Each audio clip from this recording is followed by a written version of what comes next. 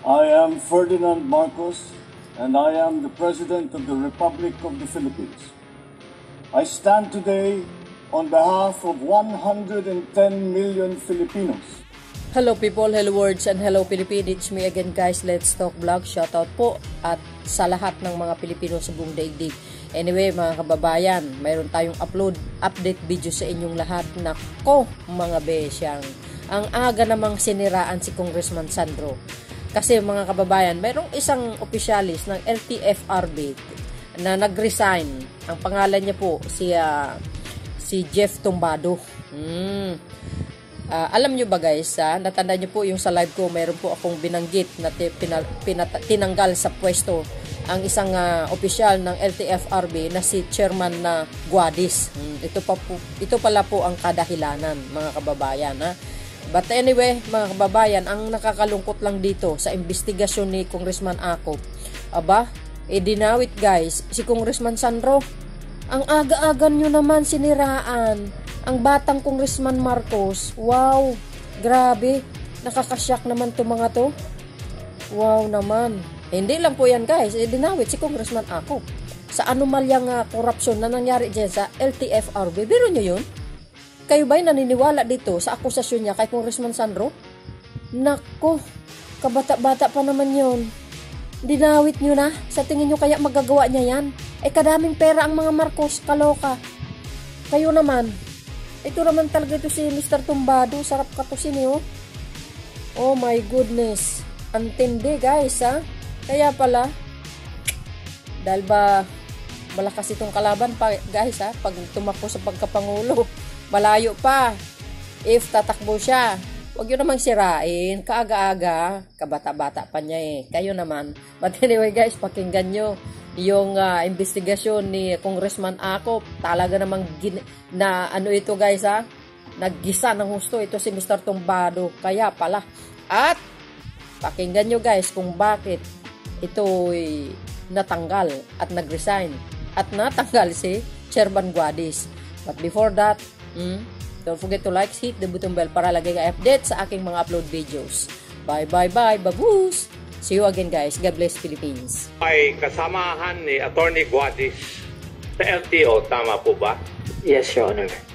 At nung siya ay nalipat sa LTFRB, kayo po'y dinala niya dun sa LTFRB, tama? Yes, Your Honor. And according to your two affidavits in our possession, pinagsilbihan mo siya hanggang maski mapabayaan mo yung pamilya mo. Tama? Yes, Your Honor. Pinagsilbihan mo siya pero inilipat ka sa modernization program ng public utility vehicles. Yes, Honor. Yes, Honor. And because of that, sumama ang loob mo. Yes, Your Honor.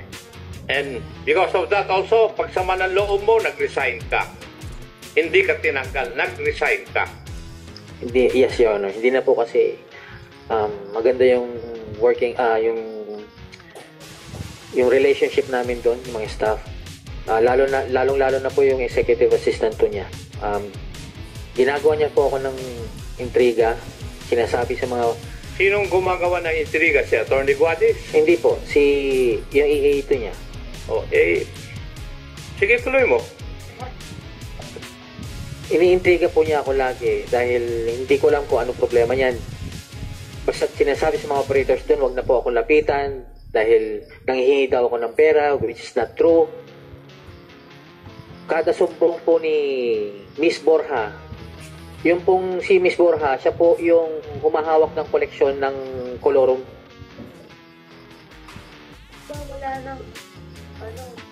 Siya po ang direkta po siya po yung kumukuha doon sa koleksyon ng kolorum.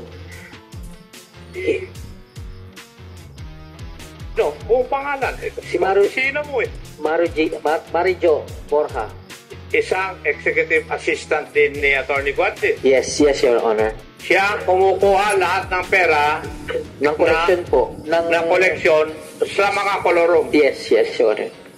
Remember, Mr. Tumbado, you're under oath, ha? Yes, Your Honor.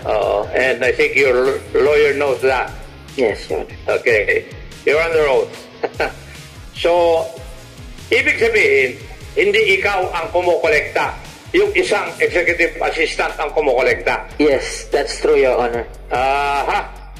Hindi kaya ikaw ay nagselos dahil hindi ikaw ang kumukolekta. Hindi po.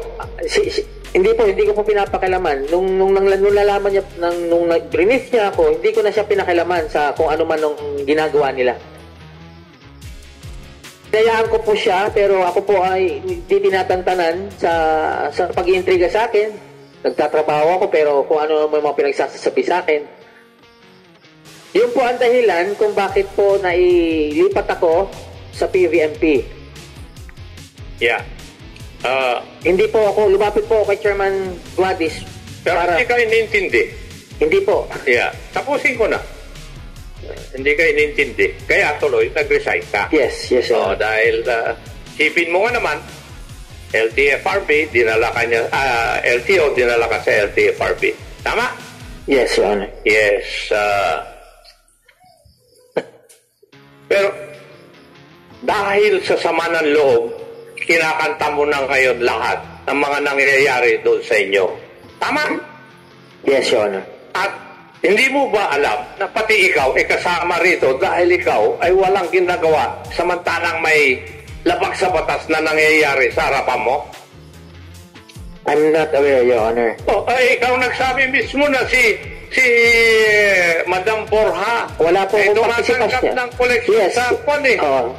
Your Honor, Hindi ba labag sa batas yun?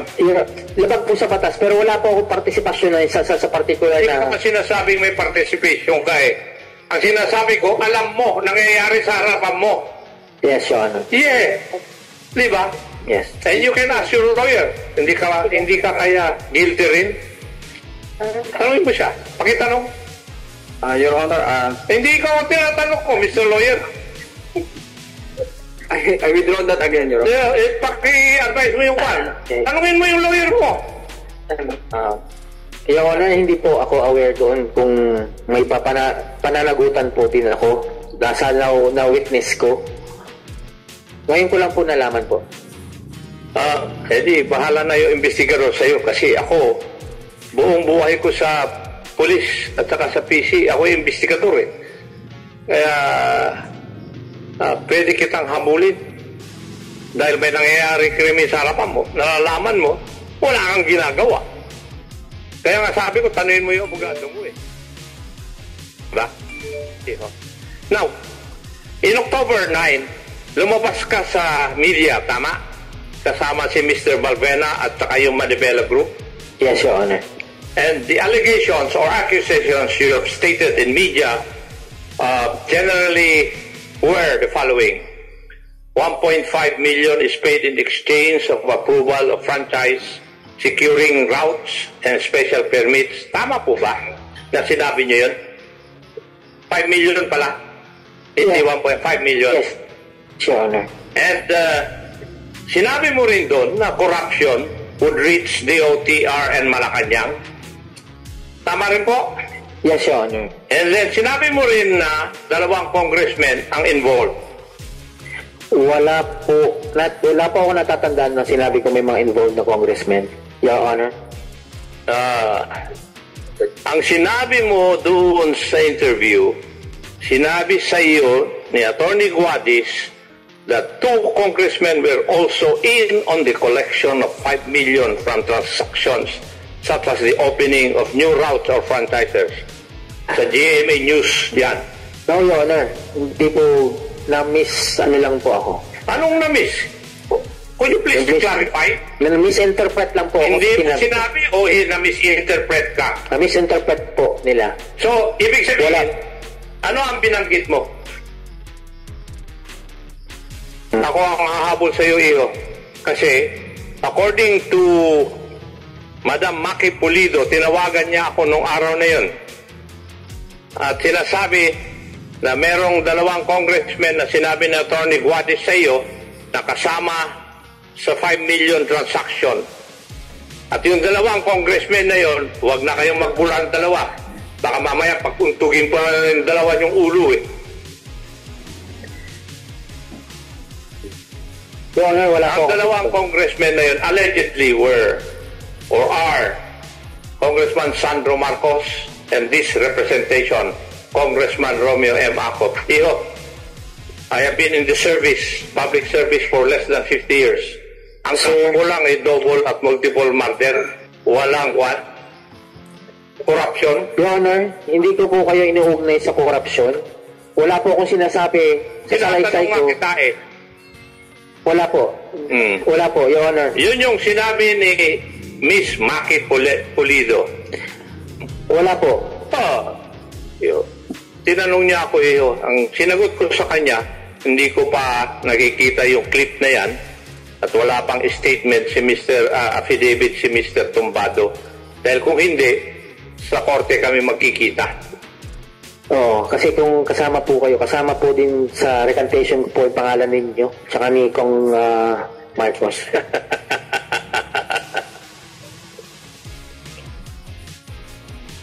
So, in other words, hindi totoong sinabihan ka ni Atty. Guadis na may kasamang 2 congressmen sa collection ninyo ng 5 million from monthly from transactions such as the opening of new routes on franchises. Kasi kino-quote ko yung GMA News Online.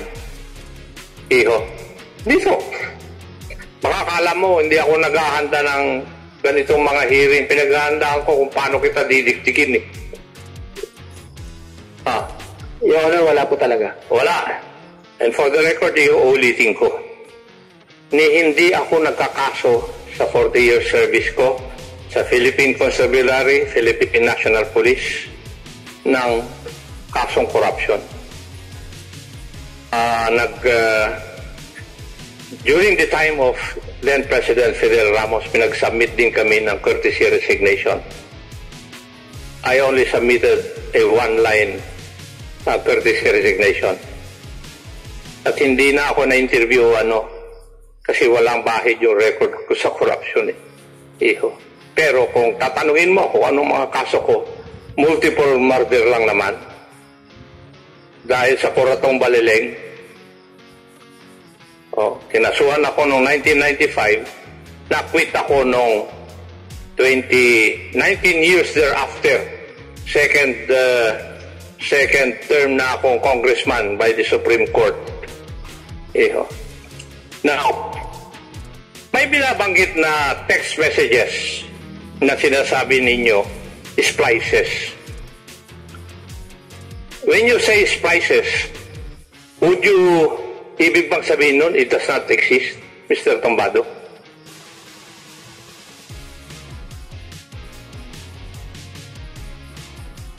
Binigay sa iyo na kopya ng mga text messages. Naka-flash din dito kanina. Your Honor, gawa-gawa ko lamang po yun. Gawa-gawa mo yung text messages na yun. Papunta kanino? Kay Chairman po. Kay Chairman Guadis. Gawa-gawa mo.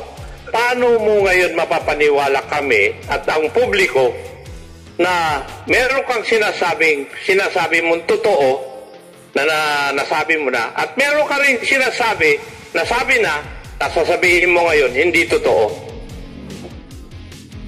Nalito ko lang ako kanina sa tanong, Your Honor. Ilan tao ka na ba? 47. 47. Ilan ang anak mo? Isa? Opo. Ilan ang asawa? Isa lang. Hindi ka nalilito Di ba? Ang galing mo sumagot Tapos ngayon sasabihin mo nalilito ka sa mga statement mo? Huwag mo kaming palusutan rito. Kasi yung 10 days mo, dadagdagan ko uli ng 10 days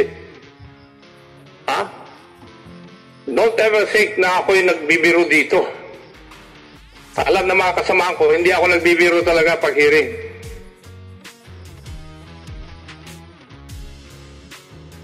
Kung binabanggit na sa messaging, sa splice na sinasabi mo ay 7 cooperatives of UV Transport in Region 3, 105 units changed from high ace to high roof in the amount of 10 million. Hindi rin totoo ito? Gawa-gawa mo? Hindi ka nakikinig sa akin, ah. Sagutin mo ako. Totoo ba ito?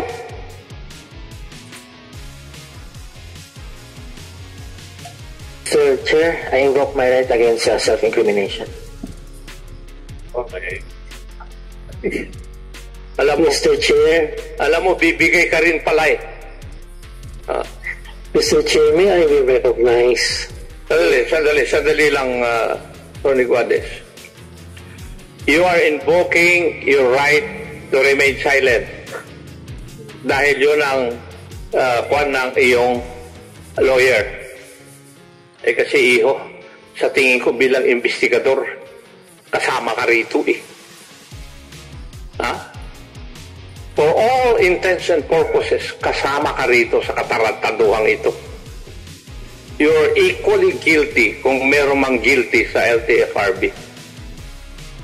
Nandun ka na eh. Kasama ka.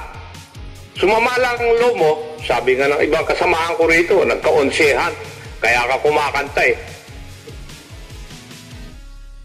Huwag kang umiti. Dahil banda-banda ron, mabubura yung ngiti mo na yan. So, ito rin, meron din sa messaging na yon, galing din sa'yo, RDCJ and Grab operators, 27 units, 810,000. Would you also invoke your right to remain silent, Mr. Tumbado? Yes, Your Honor. Yes. Sino itong RDCJ? Mr. Tumbado, sagutin mo ako. Your Honor, sa pagkakalam ko siya po yung pangalan, pero... Ikaw nagpadala nito eh. Di ba? Sinabi mo lang kanina. Di alam mo. Yes, Your Honor. Oh. Sino? Si RD Marbella po. Sino nga? Si RD Marbella po. Anong pangalan? Ano yung C? Karsha. Hindi mo nga tinitingnan mo yung pangalan niya eh. Hindi mo ka rin sigurado Hindi ko eh. po kasi siya malimit po. Pero RDCJ, bakit? Ito ba tawagan ninyo doon sa LTFRB? Yung mga operators po, tawag sa kanya RDCJ. Oo, ng Region 3. Region 3. So, you also invoke your right to remain silent. Ha? Yes, Your Honor. Aha. Yung SV3, sino yun? Doon din sa messaging mo. SV3. S, Sierra, V, Vista, 3. Sino yun? Operator din po. Operator Yes. ng Transport Cooperative po sa Muntinlupa. sa Muntinlupa. Paano mo siya kilala? Lumapit po siya sa akin yung may press conference doon. Yung Press conference saan? yung nagpa-press con po ang Magnificent 7 noon. Way back po. Doon mo siya nakilala. Yes, tinawag niya, kinalabit niya ako. Tapos, humingi po siya ng assistance sa akin kung pwede daw po makalapit kay Chairman. Ang tagal na daw po silang nagpa-follow up sa mga papel nila hanggang ngayon. Hindi pa nila nakukuha. So, kung maaari po daw na samahan ko po sila, matulungan para mailapit kay Chairman Guadis yung kanilang mga grievances, yung kanilang mga problema sa papel. Yung SB3, yung message na nakalagay dun sa binigay namin kopya sa iyo, SB3, open and close parenthesis, given the first package. Anong ibig sabihin nun? Pag-i-invoke ka uli. Honor. Ha? Yes, Your Honor. I invoke my... You asked your lawyer, bakit ka nag-i-invoke ng right to remain silent mo? Ikaw ba itatamaan? Tanungin mo yung lawyer mo. Otherwise, kailangan mo sagutin. Kung hindi mo sasagutin, I will cite you in contempt. Yes. Hindi ka naman maapektuhan dito eh, sa tingin ko. Maapektuhan ka ba?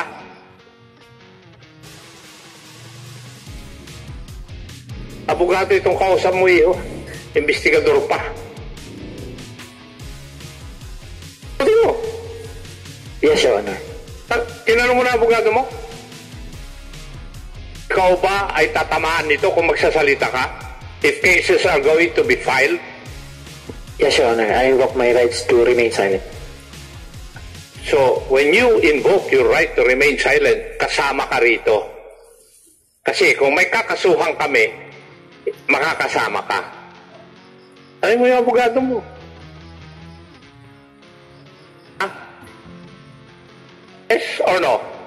Yes, Your Honor. So, in other words, kasama ka sa lahat ng transaction na ito na nababanggit sa pagbabayad ng 10,810,000 at saka doon sa SB3 given the first package. Kasi in these three incidents, you invoke your right to remain silent. And you can only invoke your right to remain silent kung tatamaan ka. Kung hindi ka naman tatamaan, why should you invoke your right to remain silent? Your Honor, yung 10 million, hindi po nag-materialize po yan. Hindi, kinukonfirm mo lang na may nangyaring ganyan. Ikaw naman. Nilalapit pa lang po nila. Wala pa pong involved. That's your allegation. Kasi, why would you invoke your right to remain silent? Bakit mo i-invoke yung right to remain silent mo kung hindi naman pala nag-materialize? Paano ka kakasuhan? Ikaw naman, no? Iyo.